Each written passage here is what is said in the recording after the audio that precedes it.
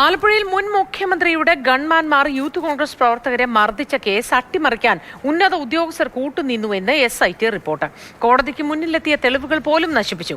അന്വേഷണ ഉദ്യോഗസ്ഥരും മേൽനോട്ടം വഹിച്ച ഉദ്യോഗസ്ഥരും തെളിവുകൾ നശിപ്പിച്ച് മാറ്റം വരുത്തിയെന്നും റിപ്പോർട്ട്. പ്രതികളെ കസ്റ്റഡിയിൽ വേണ്ടത് അന്വേഷണത്തിന് അത്യാവശ്യമാണ്. പ്രതികൾക്ക് ജാമ്യം ലഭിച്ചാൽ നീതി നിർവഹണം തടസ്സപ്പെടുമെന്ന് പ്രത്യേക അന്വേഷണ സംഘം പറയുന്നു. ശ്യാം പ്രസാദ് ഉത്തമൻ വിവരങ്ങളുമായി ടെലിഫോൺ ലൈനിൽ ചേരുന്നു. Shyam, good morning.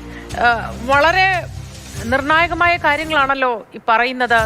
പ്രത്യേക അന്വേഷണ സംഘം, ഈ ഉന്നതർ ആരായിരിക്കും ഇതിന് പിന്നിൽ പ്രവർത്തിച്ചത്? മോദി, അതായത് പ്രധാനമായിട്ടും ഈ കേസിലെ പ്രധാന പൊരുത്തക്കേടുകൾ തന്നെയാണ് SIT മുന്നോട്ട് വയ്ക്കുന്നത്. അതായത് ഈ പൊരുത്തക്കേടുകളാണ് പ്രധാനമായിട്ടും ഈ SIT അന്വേഷിച്ചത്. ഇതിൽ തെളിവുകളടക്കം കൃത്രിമത്വം നടന്നിട്ടുണ്ട് എന്നാണ് SIT പറയുന്നത്. അതായത് യഥാർത്ഥ രേഖകൾ, സാക്ഷിമൊഴികൾ, അതോടൊപ്പം തന്നെ CD, ഇലക്ട്രോണിക് തെളിവുകൾ എന്നിവയെല്ലാം ബോധപൂർവ്വം മറച്ചുവെക്കുകയോ മാറ്റിവെക്കുകയോ ചെയ്തിട്ടുണ്ട്. അതോടൊപ്പം തന്നെ മുൻപ് ഈ കേസ് അന്വേഷിച്ച ഉദ്യോഗസ്ഥർ, മേൽനോട്ടം വഹിച്ച ഉദ്യോഗസ്ഥർ എന്നിവരുടെ പങ്കിനെ കുറിച്ചും സജീവമായ അന്വേഷണമാണ് നടക്കുന്നത്. കോടതിയിൽ സമർപ്പിച്ച റിപ്പോർട്ട് അത് തിടുക്കത്തിൽ നേരത്തെ തയ്യാറാക്കിയത് ആണെന്നൊക്കെയാണ് എന്തായാലും ഈ SIT കണ്ടെത്തിയിരിക്കുന്നത്. ഇതിൽ പ്രധാനമായിട്ടും ഈ കുറ്റകൃത്യത്തിൽ ഉൾപ്പെട്ട ആളുകൾ, അതായത് സന്ദീപ് ഉൾപ്പെടെയുള്ള ആളുകൾ ചൂരൽ ഉപയോഗിച്ചുകൊണ്ടാണ് എഡി തോമസിനെയും ജുവലിനെയും മർദ്ദിച്ചത്. അത് ഒരുപക്ഷെ മരണം വരെ സംഭവിക്കാവുന്ന തരത്തിലുള്ള കുറ്റമാണ് എന്നും കൂടി മനസ്സിലാക്കുന്നുണ്ട്. അതായത് ഫോറൻസിക് വിദഗ്ധരുടെയും അതോടൊപ്പം തന്നെ മെഡിക്കൽ സംഘത്തിന്റെയും ഒക്കെ വിദഗ്ധ റിപ്പോർട്ടുകൾ ശേഖരിച്ചുകൊണ്ടാണ് കോടതിയിൽ ഈ റിപ്പോർട്ട് കൈമാറിയിട്ടുള്ളത്. അതുകൊണ്ട് തന്നെയാണ് 308 എന്ന വകുപ്പ് കൂടി ചേർത്തിരിക്കുന്നത്.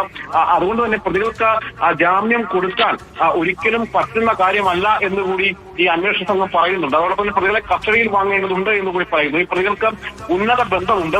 അത്തരത്തിൽ പല ഇടപെടലുകൾ ഇവർ നടത്താൻ സാധ്യതയുണ്ട്. ഈ കാര്യങ്ങളൊക്കെയാണ് പ്രധാനമായിട്ടും ഈ ആലപ്പുഴയിലെ ഗൺമാൻമാരുടെ മന്ത്രവുമായി ബന്ധപ്പെട്ടുകൊണ്ട് പറയുന്നത്. കേസ് അട്ടിമറിക്കാൻ ഉന്നത ഉദ്യോഗസ്ഥർ കൂട്ടുനിന്നിട്ടുണ്ട് എന്ന് SIT ഈ റിപ്പോർട്ടിൽ തന്നെ പറയുന്നുണ്ട്. ഇതിൽ ഏറ്റവും പ്രധാനപ്പെട്ട ഒരു കാര്യം, ഈ നവകേരള ബസ് ആലപ്പുഴയിലെത്തിയപ്പോൾ KSRTC ബസ് ഡ്രൈവറുടെ മൊഴിയും മറ്റുമാണ്. അത് പ്രതികൾക്കെതിരാണ്. മുഖ്യമന്ത്രിയോടൊപ്പം ഉണ്ടാകേണ്ട പ്രതികൾ നിയമം ലംഘിച്ചു എന്നാണ് മനസ്സിലാക്കാൻ കഴിയുന്നത്. അതായത് പ്രതികൾ ഉപയോഗിച്ച ലാത്തി കൊണ്ടുള്ള അടി ഗുരുതര പരിക്ക് ഉണ്ടാക്കുന്നതാണ്. ഈ ഫോറൻസിക് വിദഗ്ധരുടെയും മറ്റുമൊക്കെ മൊഴികൾ ശേഖരിച്ചുകൊണ്ടാണ് ഈ SIT ഇതടങ്ങുന്ന റിപ്പോർട്ട് സമർപ്പിച്ചിട്ടുള്ളത്. എന്തായാലും KSRTC ഡ്രൈവറായ അഭിലാഷിന്റെ മൊഴി പോലും നിലവിലെ പ്രതികൾക്ക് എതിരായിട്ടുള്ളതാണ്. കാരണം KSRTC ബസ്സിന് ഒരു തരത്തിലുള്ള കല്ലേറും ഉണ്ടായിട്ടില്ല എന്നും അഭിലാഷ് വ്യക്തമാക്കുന്നുണ്ട്.